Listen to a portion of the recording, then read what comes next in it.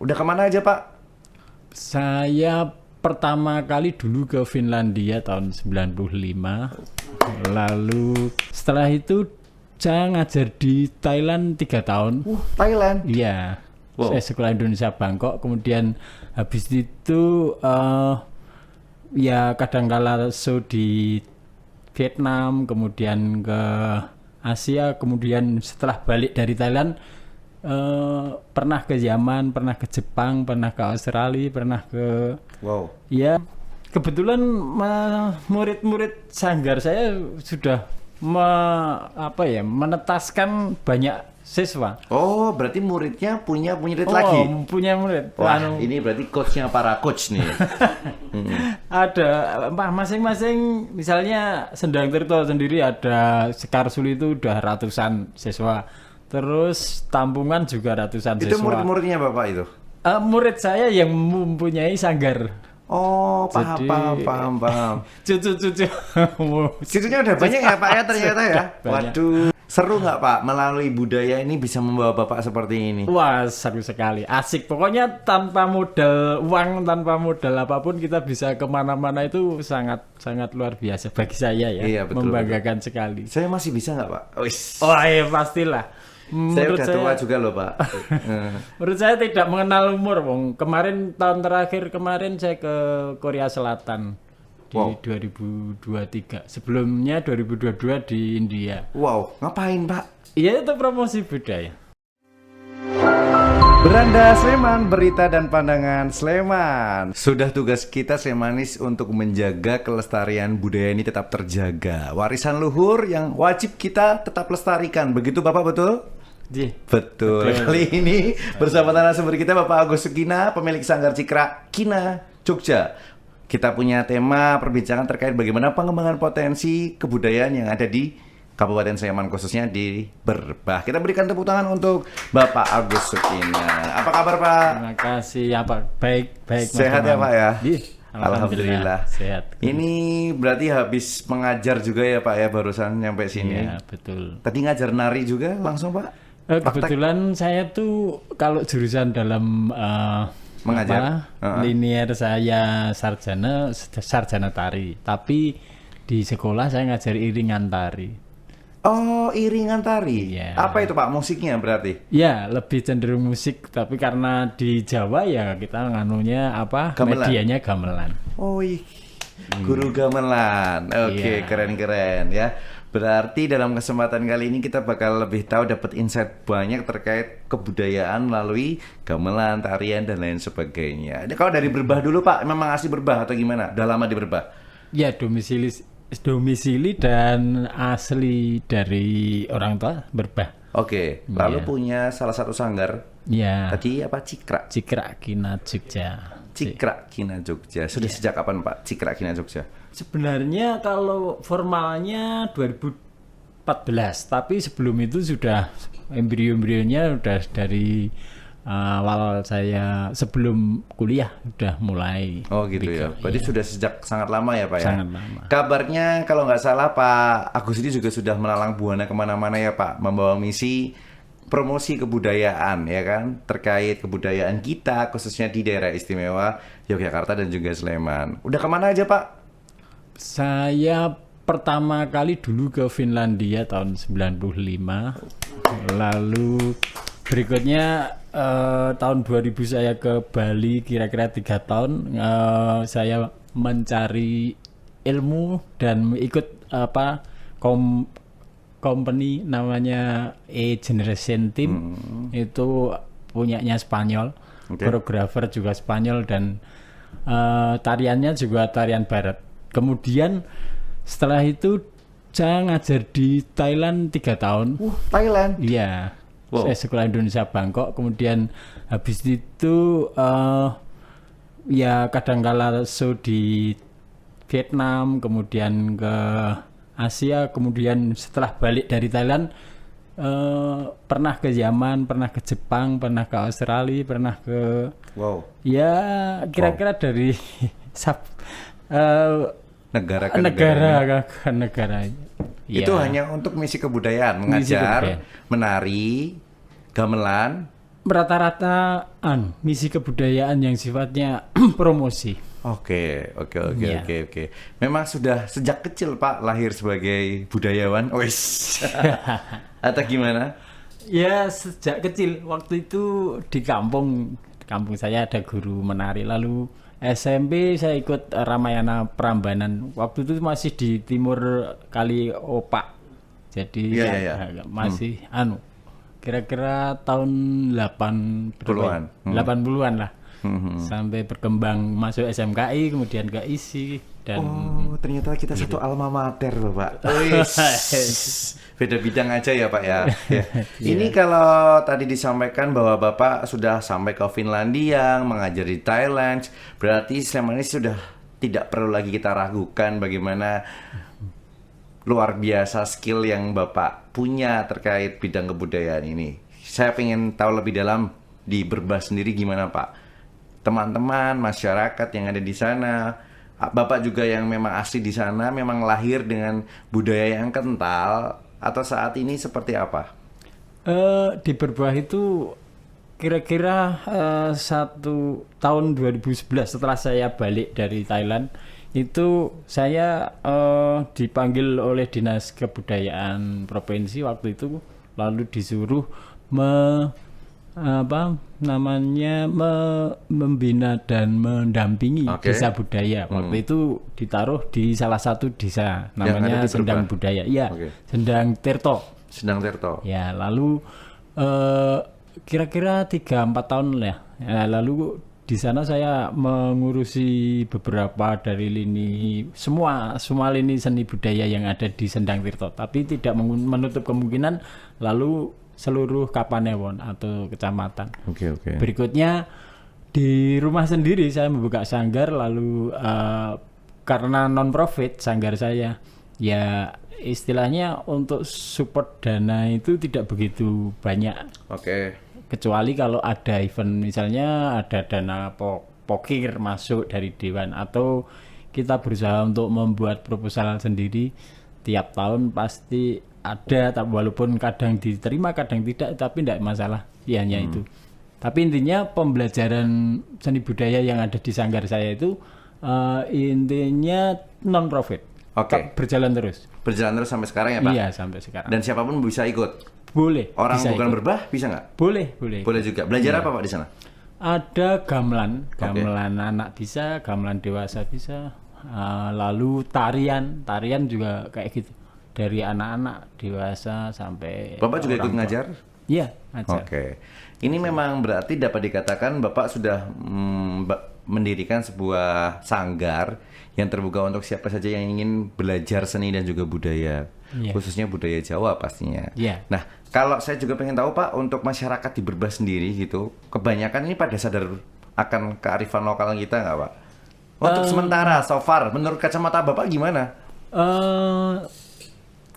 Jujur ya, kalau kampung saya sendiri kebetulan sudah lama saya buat semacam virus-virus untuk mencintai budaya. Tapi kalau tetangga desa, saya masih melihat bahwa kalau tidak ada yang mampu atau mempunyai niat yang benar-benar tulus, karena memang tidak mudah, harus penuh dengan pengorbanan waktu, pengorbanan uang, pengorbanan apa saja. Sehingga ya saya lihat hanya beberapa tempat-tempat, tidak semua. Ya. Belum merata lah ya Belum Pak ya. merata. Tapi kan semoga dengan misi adanya Pak Agus di sana makin merata ya Pak ya. Mudah-mudahan. Amin. Makin menyebar seperti itu ya.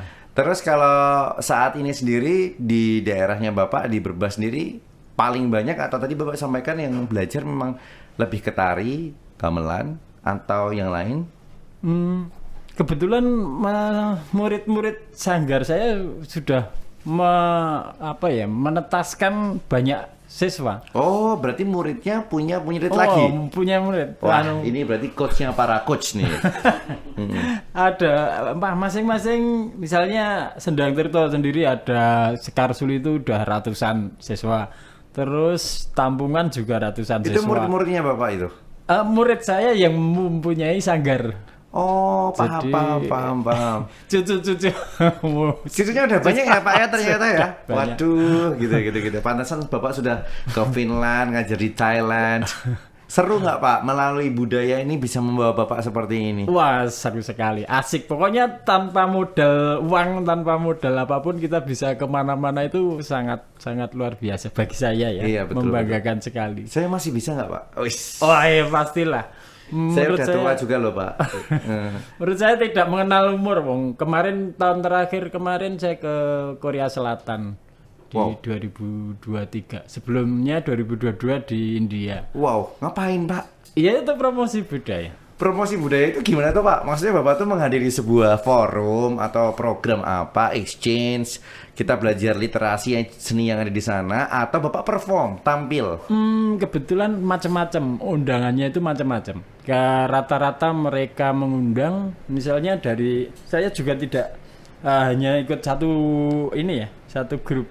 Kebetulan yang terakhir kalau yang di Korea Selatan kemarin itu ikut grup Sumunar, itu undangannya adalah menghadiri workshop dan apa namanya kompetisi tari topeng. Kemudian sebelum itu di India itu undangannya kita tampil 10 tempat yang berbeda-beda macamnya.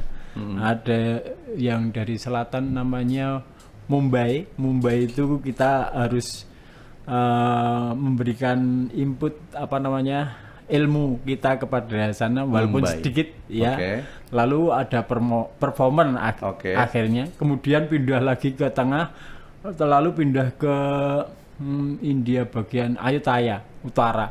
Nah, itu macam-macam. Dia apa namanya? Kemarin itu ya intinya performan kita mempromosikan budaya Indonesia. Pada dasarnya adalah mempunyai prinsip untuk mempromosikan budaya Indonesia, Iya, sehingga betul. membawa Pak Agus, seorang Pak Agus ini pemilik dari salah satu sanggar tadi di Berbah yang sudah melahirkan banyak cicit-cicit ya Pak ya, budayawan, penari, seniman yang ada di Indonesia ini mampu ke Thailand, ke Finland, ke Korea bahkan ya Pak. Hampir setiap tahunnya ada ke luar negeri. Hampir setiap tahun. Jadi pengen Pak saya bisa nggak kita kira-kira Pak? Ya, insya Allah bisa. Terlambat nggak nih? Udah tua gini Pak? Saya kira enggak ya kalau terlambat sih. Menurut saya ketika kita bisa melihat peluang, saya pikir oh yang ini enggak. Kecuali kalau ini si A ini walaupun tua tapi spesialisnya itu ya dicari tetap. Oh gitu-gitu ya. Iya. Tapi kalau Bapak melihat saya, kira-kira saya cocoknya jadi apa Pak? Kalau untuk seniman atau budayawan tradisi gitu saya apa ya Pak? Spesifik misalnya taruhlah contoh tokoh Cakil itu, wah itu Oh jadi tokoh. penokohan Aktris, tertentu, aktris, iya kan? Boleh. Cakil, Anoman atau Rahwana atau apa yang sifatnya kalau sampai tua Acting itu pun ya? itu Acting ya Pak berarti ya maksudnya? Teater bisa ya? acting tetap gerak. Nari? Iya. Oh bisa. Rata-rata menari. Cocok. Nanti coba saya belajar ya Pak. Saya coba ulik lalu saya laporkan ke Pak Agus. Iya. Berarti Pak Agus ini ya Pak, apa? Dari kecil tuh udah setiap hari seniman, budayawan itu di sekitar Bapak. Orang tua memang di bidang itu. Ya, alhamdulillah orang tua itu dulu pemusiknya Ketoprak Among Mitro atau Kidang Alit. Waktu itu di Jogja terutama itu tenar-tenarnya waktu tahun 70 80-an itu bapak saya, keluarga saya. Misalnya bapak ibu terlibat, lalu mbah saya dari ibu dan mbah saya dari bapak juga ikut nabuh. Waktu itu namanya ya pokoknya nabuh piyogo. Terus lek saya, terus adiknya mbah saya. Rata-rata satu empu, satu satu akar.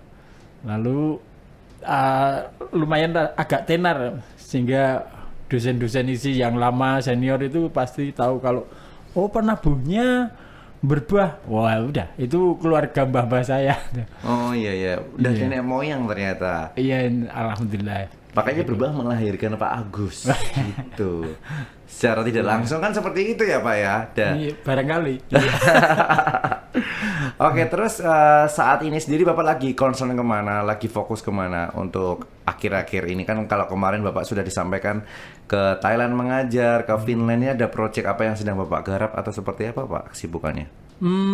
Barusan berakhir kemarin dalam 1 minggu saya garap 2. Satu itu kebetulan sanggar saya sendiri, Cikrak Kina Jogja, pembinaan sanggar. Kebetulan juga melibatkan kira-kira 78 atau 80-an seniman yang dari kampung lah. Yang saya olah semuanya tidak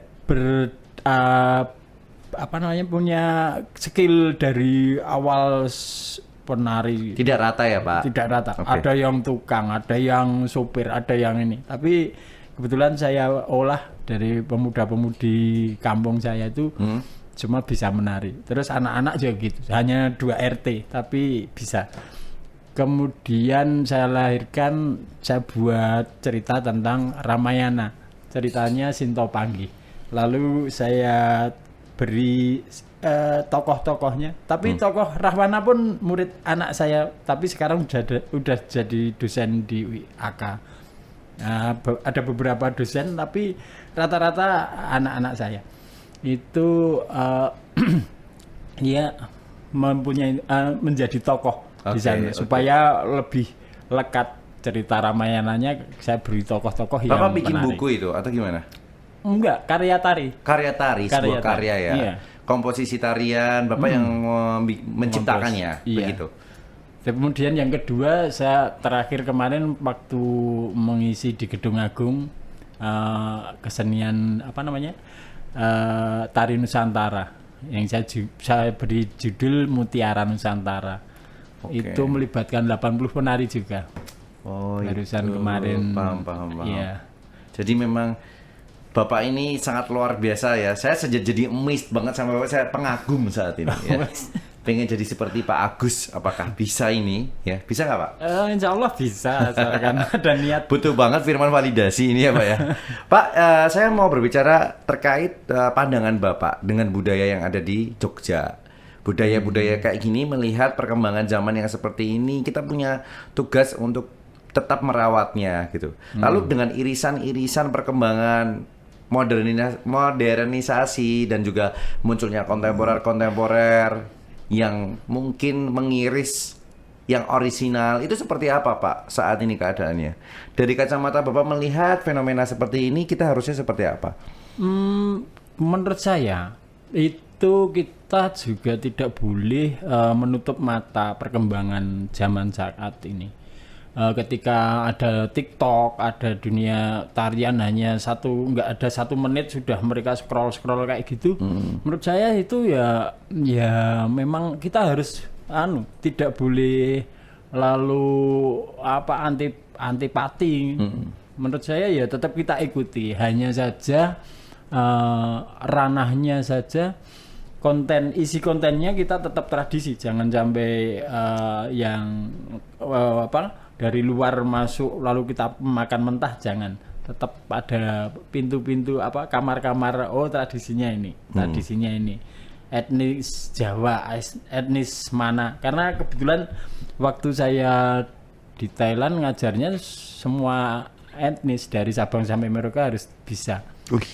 Jadi saya harus, ketika diminta Minang ya udah tarian Minang, ketika Piringnya, diminta piring, tari piring, tari apa saja, pokoknya dari Sabang sampai Merauke yang paling penting baku-bakunya, etnis sana itu seperti ini. Patokannya Betawi kayak gini, Kalimantan patokannya ini, Sulawesi, Bali, Papua dan sebagainya. Saya kira asalkan kita tahu dan mau menempatkan mana kamar yang tradisi, enggak masalah. Lalu kalau dengan perkembangan ini Pak, medsos kan ada ya, TikTok Bapak sebut, Instagram mungkin juga bisa. Memungkinkan nggak kita tuh mengembangkan atau menguri-uri tadi melalui konten-konten yang ada di sosmed? Ya menurut saya sangat-sangat bisa masuk di dunia itu, karena kebetulan teman saya yang ada di Surabaya namanya Mas siapa namanya itu? Mas Firman. Bintang TikToknya SMKI Surabaya itu teman guru sana, wah itu sangat konsen terhadap dunia TikTok, mereka FYP-nya sampai Tinggi ya. tinggi. Bapak juga tahu FYP ya Pak? Allah. Saya kan menutup mata lah kita harus tarian-tarian Bapak jangan-jangan ada yang FYP tapi saya nggak tahu ini ya. Oh ini dari Pak Agus gitu. Ini menarik ya Pak ya, dengan perkembangan seperti ini kita mau nggak mau juga harus bisa mengimbanginya ya kan, supaya nggak ketinggalan zaman. Yang jelas marwah kearifan lokal ini juga tetap terjaga ya Pak ya. Iya pasti. Sering nggak sih Pak ada pro kontra terkait bagaimana yang pakem atau bagaimana yang original yang harus tetap dijaga itu berbentur dengan modernisasi? Ya sering dan itu menurut saya karena kebetulan saya sering jadi juri kemana-mana, maksud saya di ranahnya DIY. Gimana itu Pak? Itu ya mau tidak mau nggak bisa atau bisa? Bisa sebenarnya. Sebenarnya bisa. Asalkan kita tahu ini kapasitas klasiknya di sini. Kemudian modernnya sini, kreasinya di sini, kontemporernya kayak gini. Nah, bagaimana memadukan itu semuanya, lalu kita tidak menutup mata supaya berkembangnya itu cepat. Iya benar-benar. Justru ini membantu percepatan ini promosi ya Pak ya. Pasti. Orang banyak jadi lebih mencintai, mungkin lebih mudah menerima karena sudah sedikit Bapak kasih sentuhan kreasinya seperti itu. Pakemnya tetap terjaga yang penting, gitu kan Pak ya? Iya. Oke, klasiknya. Pak, ini memang luar biasa perbincangan kita dengan Pak Agus terkait bagaimana perkembangan dari budaya yang ada di Jogja, khususnya di Berbah, yang sudah mengubah hidup Pak Agus juga ya. Sudah ke Finland, Thailand, India, Korea, Jepang. Itu bikin kita jadi pengen juga loh Pak ya kan. Sebelum kita tutup Pak, ada yang mau disampaikan mungkin dari Bapak Agus selaku profesional pakar di bidang kebudayaan untuk seluruh masyarakat yang menyaksikan podcast Beranda Sleman hari ini? Ya, sedikit saja tentang kebudayaan di Indonesia, khususnya di Sleman. Menurut saya Sleman ini kaya sekali akan budaya lokal. Ada Baduy Montoro Bantul, Baduy Kubrosiswo, ada Jatilan, ada rata-rata Sleman lebih banyak dibanding kabupaten yang lain. Wow. Ini menurut saya ya harus kita kembangkan dari kecil-kecil ini tadi. Sleman ini menurut saya bisa lebih mendunia, dan itu untuk teman-teman atau semua saja yang pecinta seni budaya yang ada di Sleman khususnya, mari kita jaga dan kita kembangkan. Matur nuwun. Terima kasih luar biasa Pak Agus, hari ini sudah memberikan insight inspiratifnya terkait bagaimana perjuangan untuk menjaga kebudayaan ini tetap terjaga gitu ya Pak ya. Intinya Pak, semoga Slemanis yang juga menyaksikan kali ini juga lebih sadar akan mencintai budayanya sendiri, terkhusus budaya seni yang ada di Sleman. Tadi sudah disampaikan oleh Pak Agus, kita punya tugas ya sebagai generasi penerus. Siapa lagi kalau bukan kita untuk menjaganya, untuk melestarikannya, untuk tetap tahu marwah-marwah kearifan lokal yang disampaikan oleh para leluhur kita melalui seni dan juga budaya. Kalau gitu terima kasih Pak Agus. Sehat-sehat untuk Pak Agus ya, tetap menjalankan misi ini dengan baik dan kita pasti dukung Bapak pasti ya Pak. Amin. Oke.